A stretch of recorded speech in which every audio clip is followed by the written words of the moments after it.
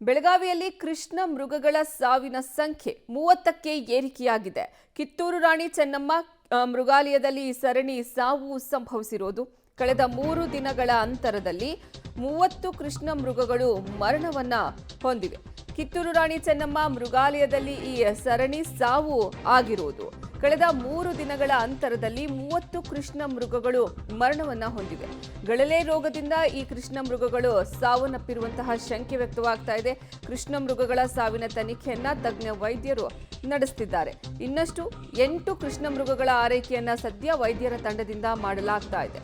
ಬೆಳಗಾವಿಯಲ್ಲಿ ಕೃಷ್ಣ ಮೃಗಗಳ ಸಾವಿನ ಸಂಖ್ಯೆ ಇದೀಗ 30ಕ್ಕೆ ಏರಿಕೆಯಾಗಿದೆ. ಇನ್ನೂ ಸಹ 8 ಕೃಷ್ಣ ಮೃಗಗಳ ಆರೈಕೆಯನ್ನ ವೈದ್ಯರ ತಂಡ ಮಾಡ್ತಾ ಇದೆ.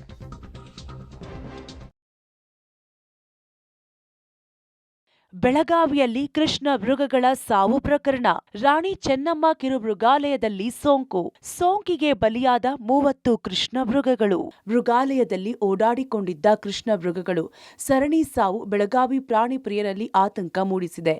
ನಿತ್ಯ ಸಾವಿರಾರು ಜನರು ನೋಡಲು ಬರ್ತಿದ್ದ ಕೃಷ್ಣ ಮೃಗಗಳು ಮೃಗಾಲಯದಲ್ಲೇ ನಿಗೂಢವಾಗಿ ಸಾವನ್ನಪ್ಪಿದ್ದು ಸಾಕಷ್ಟು ಅನುಮಾನ ಹುಟ್ಟುವಂತೆ ಮಾಡಿದೆ.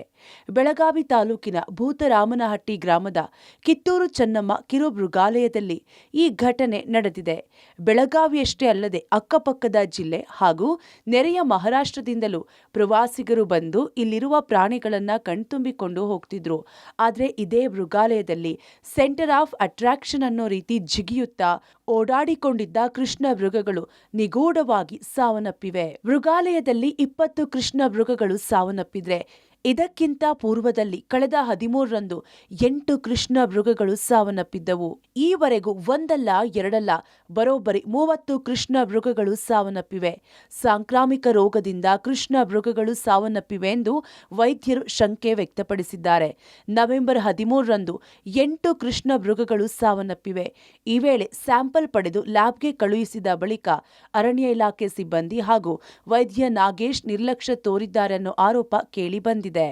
ಇವರ ಫೈಂಡಿಂಗ್ಸ್ ಪ್ರಕಾರ ಮೋಸ್ಟ್ ಪ್ರೊಬೆಬ್ಲಿ ಇದು ಹೆಮೊರಾಜಿಕ್ ಸೆಪ್ಟಿಸಿಮಿಯಾ ಅಂತ ಒಂದು ಬ್ಯಾಕ್ಟೀರಿಯಲ್ ಡಿಸೀಸ್ ಇರುತ್ತೆ. ಸಾಮಾನ್ಯವಾಗಿ ಕೆಟಲ್ಸ್ ನಲ್ಲಿ ಇರುತ್ತೆ.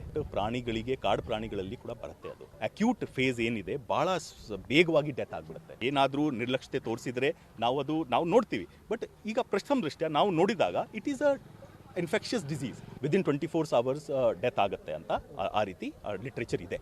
ಇದೇ ರೀತಿ ಬೇರೆ ಮೃಗಾಲಯದಲ್ಲಿ ಕೂಡ ಆ ರೀತಿ ಆಗಿತ್ತು. ಸೊ HS ಇದನ್ನು ಕಂಟ್ರೋಲ್ ಮಾಡಲಿಕ್ಕೆ ಏನೇನು ಮಾಡಬೇಕು ಇವತ್ತು ನಾವು ಮಾಡ್ತಾ ಇದ್ದೀವಿ. ನಮ್ಮದು ಫೋಕಸ್ ಏನಿದೆ ಸ್ಪ್ರೆಡ್ ಆಗಬಾರ್ದು, ಬೇರೆ ಪ್ರಾಣಿಗಳಿಗೆ ಆಗಬಾರ್ದು.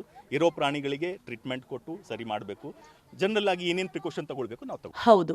2 ದಿನದ ಹಿಂದೆ ಕೃಷ್ಣ ಮೃಗಗಳು ಸಾವನ್ನಪ್ಪಿದ್ರು ಎಚ್ಚೆತ್ತುಕೊಂಡಿಲ್ಲ. ಅಂದು ಎಚ್ಚೆತ್ತುಕೊಂಡಿದ್ರೆ ಇನ್ನುಳಿದ ಕೃಷ್ಣ ಮೃಗಗಳನ್ನ ಬೇರೆಡೆಗೆ ಸ್ಥಳಾಂತರ ಮಾಡಿ ಚಿಕಿತ್ಸೆ ಕೊಡಿಸುವ ಕೆಲಸ ಮಾಡಬೇಕಿತ್ತು. ಇದನ್ನು ಕೂಡ ಸರಿಯಾಗಿ ಮಾಡದೆ ನಿರ್ಲಕ್ಷ್ಯ ತೋರಿದ್ದಾರೆ ಅನ್ನೋ ಆರೋಪ ಕೇಳಿ ಬಂದಿದೆ. ಒಂದು ವೇಳೆ ಅಂದು ಎಚ್ಚೆತ್ತುಕೊಂಡಿದ್ರೆ ಇಂದು 20 ಕೃಷ್ಣ ಮೃಗಗಳು ಸಾಯುತ್ತಿರಲಿಲ್ಲ ಅನ್ನೋದು ಕೂಡ ಇದೆ. ಮೃತಪಟ್ಟ 20 ಕೃಷ್ಣ ಮೃಗಗಳ ಪೈಕಿ 3ರನ್ನ ಫ್ರೀಜರ್ನಲ್ಲಿರಿಸಿ ಇನ್ನುಳಿದ ಕೃಷ್ಣ ಮೃಗಗಳನ್ನ ಮರಣೋತ್ತರ ಪರೀಕ್ಷೆ ಬಳಿಕ ಅಂತ್ಯ ಸಂಸ್ಕಾರ ಮಾಡಲಾಗಿದೆ. ಮೃತಪಟ್ಟಿರುವ ಕೃಷ್ಣ ಮೃಗಗಳಿಗೆ ಹಸು ಹಾಗೂ ಎಮ್ಮೆಗಳಿಗೆ ಹರಡುವ ರೋಗದ ಬ್ಯಾಕ್ಟೀರಿಯಾ ಹರಡಿರಬಹುದೆಂದು ಅಂದಾಜಿಸಲಾಗಿದೆ. ಮರಣೋತ್ತರ ಪರೀಕ್ಷೆ ವರದಿ ಬಳಿಕ ಅಸಲಿ ಕಾರಣ ಬಹಿರಂಗವಾಗಲಿದೆ. ಇತ್ತ ಅರಣ್ಯ ಸಚಿವ ಈಶ್ವರ್ ಖಂಡ್ರೆ ಕೂಡ ಮಾಹಿತಿ ಪಡೆದಿದ್ದು ತಪ್ಪಿತಸ್ಥರ ವಿರುದ್ಧ ಕ್ರಮಕ್ಕೆ ಸೂಚಿಸಿದ್ದಾರೆ. ಮೇಲ್ನೋಟಕ್ಕೆ ನನಗೆ ಅಧಿಕಾರಿಗಳು ಹೇಳಿದ್ದು ಇದೊಂದು ಬ್ಯಾಕ್ಟೀರಿಯಾ ಬಂದು ರೋಗದಿಂದ ಮೃತಪಟ್ಟಿರಬಹುದು ಅನ್ನುವಂಥ ಒಂದು ಶಂಕೆ ಅವರು ವ್ಯಕ್ತಪಡಿಸ್ತಾ ಇದ್ದಾರೆ. ಅದ್ರ ಬಗ್ಗೆ ಎಚ್ಚರಿಕೆಯನ್ನು ವಹಿಸಬೇಕು, ತನಿಖೆಯನ್ನು ಮಾಡಬೇಕು, ಮತ್ತೆ ಬೇರೆ ಬೇರೆ ಜಿಂಕೆಗಳಿಗೆ ಸಂರಕ್ಷಣೆ ಮಾಡುವಂಥ ದೃಷ್ಟಿಯಿಂದ, ಸುರಕ್ಷತೆ ದೃಷ್ಟಿಯಿಂದ ಕ್ರಮಗಳನ್ನು ತೆಗೆದುಕೊಳ್ಳಬೇಕು ಅನ್ನುವಂಥ ಒಂದು ಸೂಚನೆಯನ್ನು ಕೊಟ್ಟಿದ್ದೇನೆ. ಎಲ್ಲ ಕಡೆ ಅಲರ್ಟ್ ಮಾಡಿದ್ದೇವೆ. ಏನು ಬ್ಯಾಕ್ಟೀರಿಯಾ ಪ್ರಾಬ್ಲಮ್ ಇದೆ ಅಥವಾ ಏನು ರೋಗ ಬಂದಿದೆ ಅದು ಕಂಡುಹಿಡಬೇಕು, ಕಂಡುಹಿಡಿದು ಅದಕ್ಕೆ ಚಿಕಿತ್ಸೆನೂ ಕೊಡಬೇಕು ಮತ್ತು ಯಾಕೆ ಬಂದಿದೆ ಅಂತೂ ಪತ್ತೆ ಮಾಡಬೇಕು ಅನ್ನುವಂಥ ಮಾತನ್ನು ಹೇಳಿದ್ದೆ. ತತ್ಕ್ಷಣವೇ ಮಾಡಬೇಕಾಗತ್ತೆ, ಆದಷ್ಟು ಬೇಗ ಮಾಡ್ತಾರೆ. ಸದ್ಯ ಉಳಿದಿರುವ ಕೃಷ್ಣ ಮೃಗಗಳನ್ನ ನಿಗಾದಲ್ಲಿ ಇರಿಸಲಾಗಿದೆ. ಕೃಷ್ಣ ಮೃಗಗಳು ನಿಗೂಢವಾಗಿ ಸಾವನ್ನಪ್ಪಿರುವುದು ಅರಣ್ಯ ಇಲಾಖೆಯವರ ಬೇಜವಾಬ್ದಾರಿಗ ಅಥವಾ ವೈರಸ್ ಹರಡುವುದರಿಂದನೋ ಎಂಬುದನ್ನ ತಿಳಿಯಬೇಕಿದೆ. Dilip Kurandawade, public TV, Belagavi.